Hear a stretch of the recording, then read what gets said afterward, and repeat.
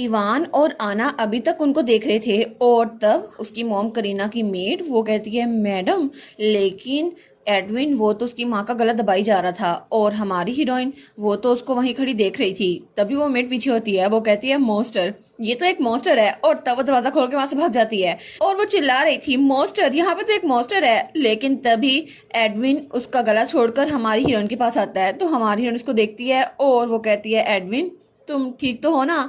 तो एडविन वो वहां नीचे गिरने लगता है लेकिन वो उसके कंधे पे सरकता है। तो हमारी कहती है एडविन तुम्हें क्या हुआ है। तो वो कहता है सो सॉरी, मैंने तुम्हें हर्ट किया। वो कहती है नहीं ऐसा कुछ नहीं है, मैं तुम्हारी वजह से हर्ट नहीं हुई। तो वो कहता है नहीं, अगर मैं अपनी चेन ज्यादा जल्दी ब्रेक कर लेता तो शायद मैं तुम्हें प्रोटेक्ट कर सकता, लेकिन मुझे माफ कर दो एलिस, मुझे माफ कर दो। वो कहती है एडविन तुम ठीक तो हो ना। लेकिन वो सोचती है इसकी ब्रीथिंग तो बिल्कुल अजीब लग रही है और तभी एडविन बेहोश रहता है। तो हमान कहती है किया तुम ठीक तो हो ना। और एडविन उसका चेहरा लाल हो रहा था, उसको बुखार हो रहा था। वो उसका हाथ पकड़ती है और वो सोचती है इसकी बॉडी तो बहुत ज्यादा हॉट है, लगता है कि ये बुखार में तप रहा है। तो तभी इवान कहता है मेरे हाथ छुड़वा दो, मैं इसका इलाज करता हूँ। वो कहती है ठीक है। और तब उसने आना और इवान के हाथ छोड़ दिए थे और तब इवान उसको चेक करता है। तो हमारी कहती है क्या ये ठीक है, क्या ये ज्यादा सीरियस है। तो वो कहता है इसकी बॉडी अभी भी इम्प्रूव नहीं हुई और मुझे लगता है इसने बहुत ज्यादा फोर्स का यूज किया था उन चेन से आजाद होने के लिए, इसलिए इसने अपनी सारी एबिलिटी यूज कर ली है। और तब अपनी मैजिक पावर उस पर यूज करता है और उसकी हीलिंग एबिलिटी उस पर बहुत ज्यादा अच्छे से यूज हो रही थी और इतनी रोशनी रोशनी फैल रही थी। तो हमारी लिस्ट कहती है ये लाइट।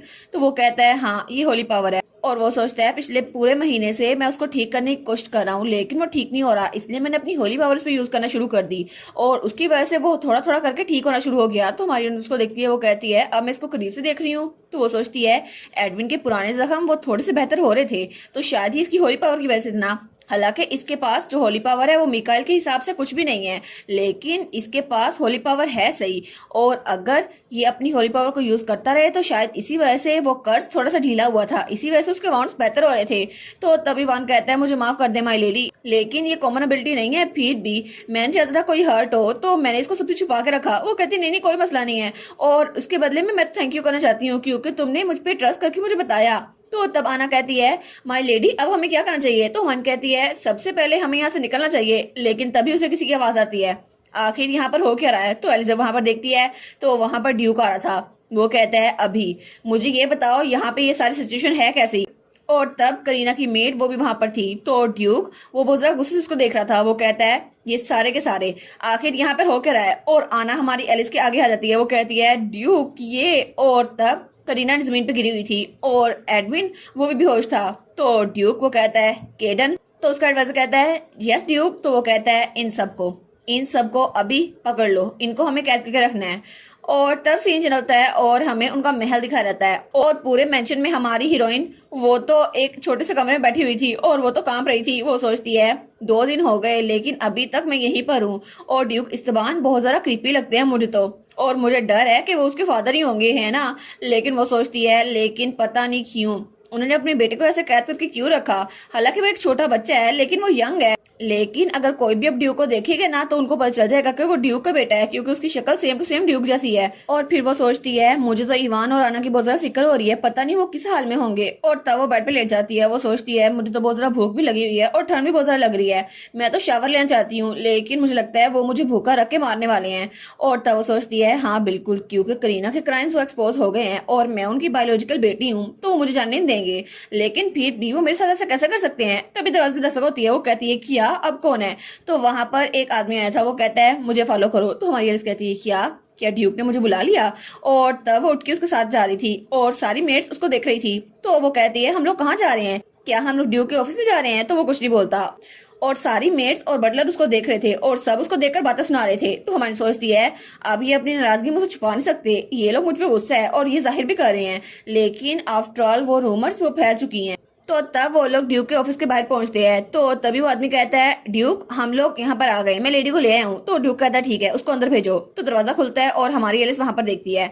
तो ड्यूक अपनी चेयर पर बैठा हुआ था और वो किसी डॉक्यूमेंट को देख रहा था। तो हमारी एलिस वहां आती है और कहती है हेलो ड्यूक और उसको ग्रीट करती है। तो ड्यूक उसको बहुत ज्यादा घूर के देखता है। तो हमारी एलिस बहुत ज्यादा घबरा गई थी। वो सोचती है इसकी आंखें तो बिल्कुल ऐसी लग रही है जैसे अभी ये मुझे मार डालेगा अगर इसे मेरा जवाब अच्छा नहीं लगा। तो ड्यूक कहता है एलिस गानेट मुझे ये बताओ आखिर ये क्या चीज है, और ये लेटर तुम्हें इस बारे में पता है? लेकिन जब वहां पर देखते हैं तो वो कहता है क्या, क्योंकि हमारी एलिस की आंखों में तो आंसू आए थे। वो कहती है ड्यूक खाना, मुझे खाना चाहिए। और वो तो बहुत ज्यादा बुरी तरह से रो रही थी। वो कहती है मुझे खाना दे दे, मुझे बहुत ज्यादा भूख लगी है।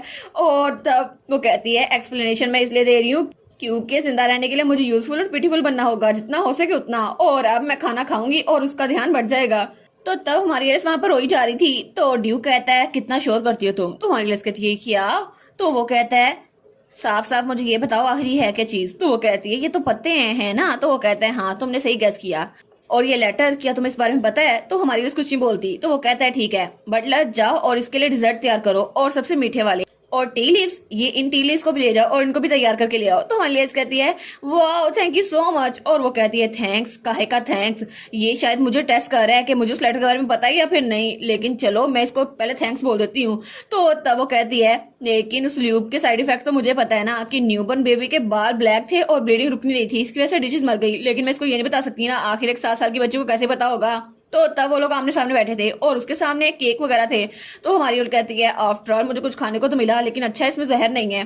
तो तब ड्यूक कहता है मुझे ये बताओ आखिर उस दिन टावर पे क्या हुआ था? तो हमारी लिस कहती है उस दिन इजाबेल मेरी मोम की मेड वो अचानक मेरे पास आई और मुझे टावर ले गई। लेकिन जब मैं वहां पर पहुंची तो मोम बहुत ज्यादा गुस्सा हो रही थी और वो इवान को मार रही थी, और उनके अल्फाज तो इवान के लिए बहुत ज्यादा आउटरेजियस थे और उन्होंने तो उसको मारा भी। और एडविन अचानक से एडविन उठा और उसने उन पे हमला कर दिया, और वो तो बहुत ज्यादा मासूम बनी हुई थी। वो कहती है उन्होंने कहा ये बहुत ज्यादा स्केरी था। तो ड्यूक कहता है अच्छा तुमने सुने थे उसके अल्फाज? तो वो कहती है नहीं नहीं मुझे उनके अल्फाज सही से समझ नहीं आए, लेकिन मैं मेरी मॉम क्या वो ठीक है? और उस दिन एडविन क्या मेरी मॉम ने जो कहा वो ठीक था? तो ड्यूक कहता है क्या? तो मुझे ये बताओ कि आजकल तुम टावर में बहुत ज्यादा जाने लग गई हो, क्या तुम एडविन को हैरास करने के लिए जाती थी? वो कहती है नहीं नहीं मैं ऐसा नहीं करती थी, मैं तो बहुत ज्यादा लोनली थी ना, इसलिए मैं उसके साथ दोस्ती करना चाहती थी। तो वो कहता है अच्छा। तो तब वो कहती है ड्यूक आप यहाँ पर नहीं थी ना, तो मैं बहुत ज्यादा बीमार थी और मेरे पास कोई भी नहीं था बात करने के लिए, मैं बहुत ज्यादा बोर होती थी, तो मुझे कोई ऐसा इंसान चाहिए था जो मेरी एज का हो, इसलिए मैं वहां पर गई थी। तो ड्यूक कहता है ओ माय गॉड तुम तो बहुत ज्यादा थकी हुई लग रही हो। तो फिर वो कहता है तुम्हारे सामने चाय पड़ी हुई है, इसको पीने की कोशिश करो, शायद तुम काम डाउन हो जाओ। तो हमारी लोग सोचती है क्या ये चाय? तो वो कहती है जी थैंक यू। और वो सोचती है अब और कोई तरीका नहीं है, मुझे बस इसे पीना ही होगा।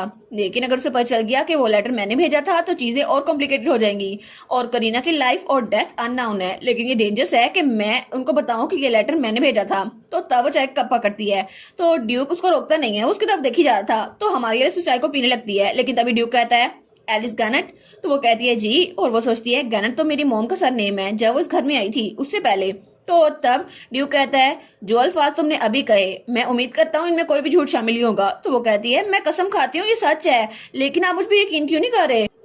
तो ड्यूक कहता है ठीक है बाहर निकल जाओ। वो कहती है जी। तो वो कहता है मैंने तुम्हें कहा अभी बाहर निकल जाओ। तो वो सोचती है क्या इसने सच में मुझे कहा निकल जाओ?